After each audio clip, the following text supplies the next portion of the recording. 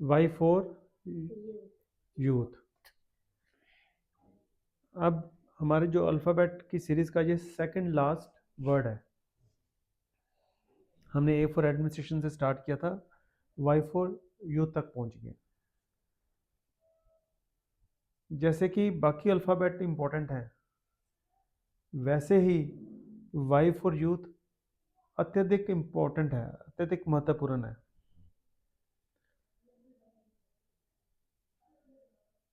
अब किसी भी देश की जो तरक्की है, प्रोग्रेस है, वो होती है जब लोग काम करते हैं, तभी होगी। क्यों रोशनी, कब होगी? हाँ जी सर। देश की तरक्की कब होगी? जब लोग काम करेंगे। Yes sir. हैं? Yes sir. तो जब देश के लोग मिलके काम करेंगे तो देश की तरक्की होगी। हम्म, अब जो बुजुर्ग लोग हैं, वो कितना का काम कर सकते हैं? वो ज़्यादा नहीं कर सकते। ज़्यादा नहीं कर सकते। बुजुर्ग लोगों को दूसरों पे निर्भर रहना पड़ता है। Yes sir. और जो बच्चे हैं, जो नए बच्चे पैदा होते हैं, वो काम कर सकते हैं? नो। उनको भी निर्भर होना पड़ता है। तो जब बच्चों को निर्भर होना पड़ता है, बुजुर्गों को निर्भर होना पड़ता है, इसका मतलब बुजुर्ग और बच्चे एक ऐसे क्लास है जो अपने मेहनत करके अपना गुजारा नहीं कर सकती। तो उनके लिए, बच्चों के लिए और बुजुर्गों के लिए मेहनत कौन करेगा? यूथ। यूथ। यूथ कौन है? जो यंग है,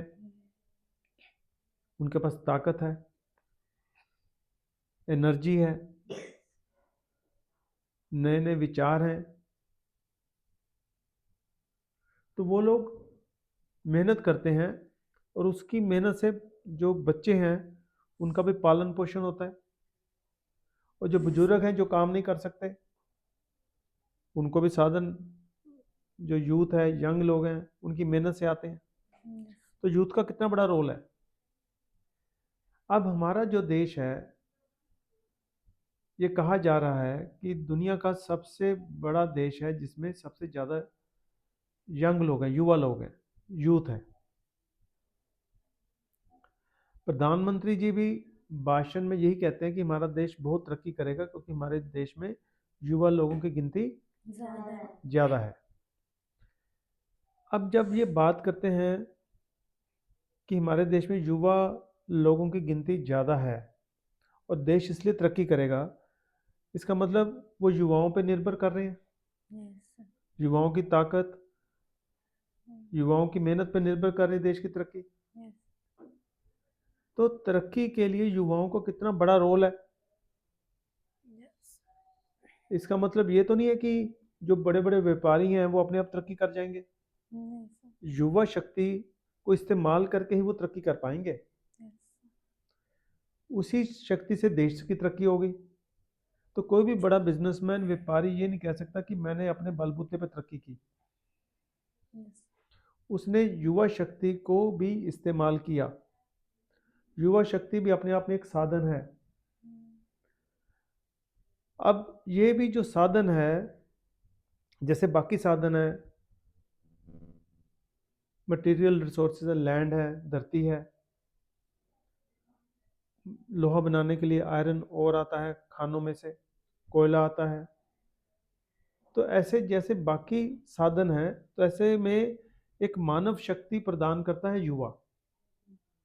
बुजुर्ग काम नहीं कर सकते, बच्चे काम नहीं कर सकते, तो काम कौन करेगा? युवा। युवा। युवा जिस देश में ज़्यादा होगा, वो ज़्यादा मेहनत करके देश को आगे ले जाएंगे। तो हमारे देश में युवाओं की गिनती बहुत ज़्यादा है। यस। लेकिन क्या युवा सिर्फ इसलिए मेहनत कर पाएंगे कि वो युवा हैं, या इसलिए देश की समृद्धि में योगदान दे पाएंगे कि वो युवा हैं? अगर युवकों को पढ़ने लिखने का मौका नहीं मिलेगा, उनकी काबिलियत को विकसित करने का मौका नहीं मिलेगा, जैसे हम पी फॉर पावर में कैपेसिटी बिल्डिंग की बात कर रहे थे ना, यस सर। ऐसे युवाओं में अगर कैपेसिटी छोटी बिल्ड होगी तो वो छोटा काम कर पाएंगे। अगर कैपेसिटी ज़्यादा बिल्ड होगी, बड़ा काम कर पाएंगे। अगर कैपेसिटी नहीं बिल्ड होगी बड़ा काम करने की, तो देश की तरक्की बड़ी हो पाएगी?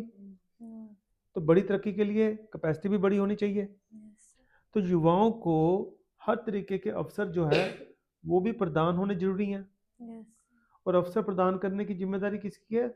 लोक सेवकों की, जो भारत सरकार में बैठ के या राज्य सरकारों में बैठ के नीतियां बनाते हैं कि हमारे देश के साधनों का इस्तेमाल कैसे होगा, युवाओं को पढ़ने लिखने के आगे बढ़ने के अवसर कैसे पैदा होंगे, उनकी जो काबिलियत है उसको विकसित करने का मौका कैसा मिलेगा। अगर वो करेंगे ही नहीं तो युवाओं को मौका ही नहीं मिलेगा। जब युवाओं को मौका नहीं मिलेगा तो जो उनके अंदर की ताकत है, जो ताकत तो उनके अंदर है लेकिन उसको विकसित करना पड़ेगा ना। Yes. जैसे आटा है, आटे को विकसित करके रोटी बनेगी, Yes. नहीं तो आटा तो आटा ही है। तो आटा तो है लेकिन जब विकसित करेंगे उसमें पानी डालेंगे, गूंदेंगे, फिर उसको गर्म करेंगे तो चपाती बनेगी। हम चपाती खाते हैं कि आटा खाते हैं? Chapati. ठीक है ना। पर चपाती के लिए क्या चाहिए? आटा। इसी तरीके युवाओं को विकसित करने के लिए शक्ति चाहिए। शक्ति युवाओं में है लेकिन अगर उनको आगे विकसित करने का मौका नहीं मिलेगा तो उनकी शक्ति का विकास कैसे होगा? वो बड़े बड़े इंजीनियर कैसे बनेंगे, डॉक्टर कैसे बनेंगे, बड़े बड़े वैज्ञानिक कैसे बनेंगे, व्यापारी कैसे बनेंगे? अगर उनकी शक्ति का विकास नहीं होगा तो उनको बहुत छोटे लेवल के काम करने पड़ेंगे, जैसे मजदूरी करते हैं, कोई दिहाड़ी करता है, तो उनका योगदान छोटा रह जाता है। उनको फिर छोटी आमदन मिलती है, उनको लिमिटेड पैसा मिलता है। पर अगर युवाओं को अपनी ताकत के हिसाब से अपनी ताकत को विकसित करने के मौके मिलेंगे तो वो युवा बड़ा होके देश की तरक्की में बहुत बड़ा योगदान दे पाएगा। Yes. इसलिए हम लोगों को यूथ की जो वैल्यू है बहुत इंपॉर्टेंट है, क्योंकि ये एक बहुत बड़ा साधन है हमारे देश का। Yes. तो वाई फॉर यूथ पढ़ाना कितना जरूरी हो गया हमारे लिए, बहुत क्योंकि साधन को रिकॉग्नाइज करना, साधन को समझना कितना जरूरी है। जरूरी। ये साधन इतना ही महत्वपूर्ण साधन है, जो बड़े बड़े आंदोलन होते हैं, दुनिया में क्रांति होती है, वो भी युवाओं के ऊपर निर्भर करती है। जो युवा होते हैं वो सोचते हैं कि ये देश में गलत क्यों हो रहा है, समाज में गलत क्यों हो रहा है, Yes. क्योंकि युवाओं के पास ताकत है। छोटे बच्चे नहीं ये आंदोलन कर सकते, Yes. उनको तो समझ भी नहीं होती। बड़े बुजुर्ग जो होते हैं वो कहते हैं कि अब तो हम बीमार हो गए या हमारा तो अब जीवन खत्म होने वाला है। Yes. तो युवाओं का फ्यूचर है, युवा सोच सकता है, युवा जान सकता है, समझ सकता है कि देश में समाज में बुराई क्यों है, कैसे है और उसको कैसे दूर करना है। जैसे आप लोग पढ़ रहे हो, अब आप युवा हो, आप समझ रहे हो कि जो आपके बुजुर्ग, आपके माता पिता की गलत वोट का इस्तेमाल से किसका नुकसान हुआ। आप लोग युवा में आते हो तो आपकी युवाओं का नुकसान किसकी गलती की वजह से हो रहा है? माँ बाप की, बड़ों की। Yes. ठीक है, कल को जब आप बड़े हो जाओगे, ठीक है, अगर आपने कुछ नहीं किया होगा तो आने वाली पीढ़ी को नुकसान होगा। पर अगर आप यूथ हो, आप करने लायक हो, अगर आप कुछ करके जाओगे, लोगों को समझाओगे, पढ़ाओगे, लिखाओगे, तो समाज भी सुधरेगा, आपका जीवन भी सुधरेगा, सारे युवाओं को अच्छे मौके मिलेंगे आगे बढ़ने के, क्योंकि ये बहुत बड़ा साधन है। इस साधन के बिना दुनिया में तरक्की नहीं हो सकती। इसलिए बहुत बड़े बड़े देशों में हमारे भारत के लोग जा रहे हैं, क्योंकि हमारे भारत में मौके आगे बढ़ने के कम हैं और दूसरे देशों में यूथ नहीं है, युवा नहीं है, तो वो हमारे युवाओं को बुला लेते हैं, भी आ जाओ, इधर आ जाओ। यहाँ तक कि रशिया और यूक्रेन की लड़ाई हो रही है, कुछ पंजाब के यूथ वहाँ पर जा रहे हैं पैसे के लिए कि वहाँ पे पैसे मिलेंगे, क्योंकि यहाँ पे मौके नहीं आगे बढ़ने के, तो वहाँ पे लड़ाई लड़ने के लिए जा रहे हैं किसी कंट्री के बिहाफ पे। कुछ की एक दो की मौत भी हुई है अभी रिसेंटली, अखबारों में अगर पढ़ा हो। तो ये देखो, हम युवा शक्ति को हमारा देश नहीं इस्तेमाल कर रहा, दूसरा देश इस्तेमाल कर रहा है। तो ये हमारे देश की कमी है, हमारे नीति बनाने वालों की कमी है। और नीति बनाने वाले कौन है? जिनको हमने वोट के जरिए चुना है। हमारे जो लोक सेवक हैं, चुने हुए लोक सेवक, member parliament, member of legislative assembly, इनकी जिम्मेदारी थी कि सही नीतियां बनानी, कि हमारे युवा को, इतनी बड़ी शक्ति को भारत देश छोड़ के बाहर ना जाना पड़ता। कितने युवा कनाडा जा रहे हैं, कितने ऑस्ट्रेलिया जा रहे हैं, कितने और देशों में खोज रहे हैं कि उनको अवसर मिले आगे बढ़ने के, क्योंकि हमारे देश के जो चुने हुए लोग हैं वो ठीक से नीतियां नहीं बना पा रहे हैं। तो हमारी युवा शक्ति को, जो युवा का साधन है, उसका इस्तेमाल हमारा देश करने के बजाय कोई दूसरा देश कर रहा है। तो हमें रिकॉग्नाइज करना है वाई फॉर यूथ, सबको बताना है युवा शक्ति बहुत बड़ी ताकत होती है, एक बहुत बड़ा साधन होती है देश की तरक्की के लिए, समाज की तरक्की के लिए, समाज के बुराइयों को दूर करने के लिए। इसलिए हम लोग वाई फॉर यूथ पढ़ाते हैं, क्योंकि ये भी एक बहुत बड़ा देश की तरक्की का साधन है। अपने आप को समझना कि मैं यूथ हूँ, मेरे अंदर ताकत है, मैं अपनी तरक्की भी कर पाऊंगा, अपने दोस्तों मित्रों की तरक्की में भी मदद कर पाऊंगा, परिवार की तरक्की भी कर पाऊंगा, अपनी सोसाइटी जिसमें मैं रहता हूँ उसकी तरक्की, देश की तरक्की, सब कौन कर पाएगा? यूथ, युवा। तो युवा एक बहुत बड़ा साधन है, इसलिए हमारी अल्फ़ाबेट की सीरीज में वाई फॉर यूथ आता है। कईयों के क्या आता है? Jack, Y for Jack. हम जानवर नहीं पढ़ाते, हम वो पढ़ाई कराते हैं जिससे समाज कैसे चलता है उसको समझने का मौका मिले। जानवर तो हम सड़कों पर भी देख लेंगे, चिड़ियाघरों में भी देख लेंगे, लेकिन ये पढ़ाई जो है ये बहुत महत्वपूर्ण है, जिससे हमें पता चले कि देश कैसे चलता है, समाज में असमानता कैसे फैल रही है, क्यों फैल रही है, उसको ख़त्म कैसे करना है। सिर्फ समझना नहीं है, और जो बुराई है उसको दूर भी करना है। तो आज आपको यूथ की शक्ति का पता चल गया। अब यूथ की डेफिनेशन जो यूनाइटेड नेशन है, देखो हर कंट्री में यूथ की डेफिनेशन अलग अलग है। युवा कौन सी उम्र का है, हर देश में अलग अलग है। भारत की देश की परिभाषा अलग है। यूनाइटेड नेशन ने कहा है 15 से लेकर 24 साल वाले युवा हैं। भारत में इसकी परिभाषा कुछ और है, पहले 15 से 35 थी, फिर अब 15 से 29 कर दिए, कुछ ऐसा कर दिया उन्होंने। ठीक है, तो यूनाइटेड नेशन ने भी कहा है कि कोई यूनिवर्सल डेफिनेशन नहीं है, हर देश की अलग अलग परिभाषा है, तो जिसकी जो परिभाषा वो चले, कोई बात नहीं, इसमें तो कोई लड़ाई झगड़ा है नहीं है।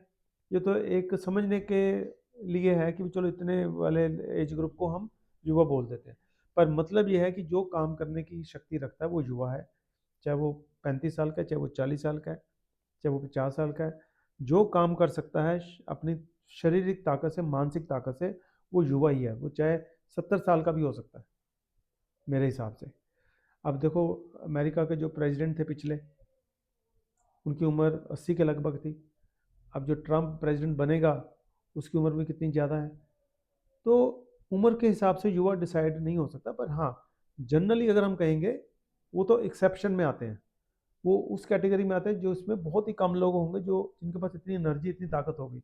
पर ज़्यादातर लोग थोड़े यंग होते हैं जिनके पास ताकत, शक्ति होती है, जो स्विफ्टनेस होती है, फटाफट फैसला लेने की ताकत, फटाफट इधर से उधर भागने की ताकत, ये ऐसे वर्ग में होती है जो बहुत ही यंग है, जिसको हम 15 से 24 साल, 15 से 30 साल का वर्ग गिनते हैं, या 15 से 35 साल का वर्ग गिनते हैं। इस वर्ग के ऊपर देखो जिम्मेदारियां कम होती हैं। अब 15-16 साल का बच्चा, चलो झुग्गी झोंपड़ी में तो शादी कर लेते हैं, जिम्मेदारी बढ़ा लेते हैं, अदरवाइज समाज में 15-20 साल वाले लोग शादी थोड़ा करते हैं। वो तो अभी पढ़ते हैं, लिखते हैं, उनके ऊपर कोई जिम्मेदारी नहीं होती, उनका खर्चा माँ बाप झेल रहे होते हैं, उनके ऊपर कोई जिम्मेदारी नहीं होती, तो वो कहीं भी जा सकते हैं, कहीं भी आ सकते हैं, कहीं भी काम करने चले जाते हैं। अब कितने यूथ हमारे बेंगलोर में काम कर रहे हैं, कितने यूथ हैदराबाद में काम कर रहे हैं, वो देश के अलग कोनों से आके वहाँ पे जाके काम करते हैं, क्योंकि उनके ऊपर कोई बोझ नहीं है। पर जैसे शादियाँ हो जाती हैं, बच्चे हो जाते हैं, फिर बोझ शुरू हो जाता है, परिवार हो जाता है, फिर उनके ऊपर रिस्ट्रिक्शन लग जाती हैं कि बच्चों को स्कूल पढ़ने जाना है, जहाँ पे स्कूल पढ़ लगा हुआ है वहाँ पे बच्चे, माँ बाप को भी रहना पड़ेगा, तो फिर रिस्ट्रिक्शन शुरू हो जाती है। फिर युवा के ऊपर वो जो स्विफ्टनेस है, फ्रीडम है, वो धीरे धीरे कम होनी शुरू हो जाती है। तो इसलिए जो आइडियल एज गिनी गई है 15 से 24 साल, जब बिल्कुल लोग फ्री होते हैं, पूरी एनर्जी उनकी फ्री है, वो कहीं भी जा सकते हैं, कहीं भी आ सकते हैं, कोई भी काम कर सकते हैं।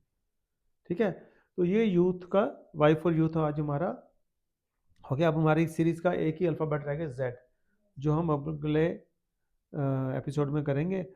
अब आपकी ड्यूटी है, क्योंकि अब सारे अपने वीडियोस बन चुके हैं ए टू जेड के ऊपर, सॉरी ए टू वाई तक जेड रह गया।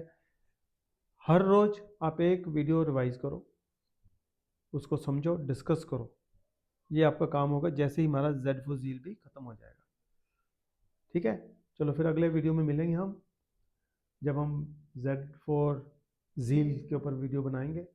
तब तक के लिए आप सब लोग हमारा वीडियो एंजॉय कीजिए।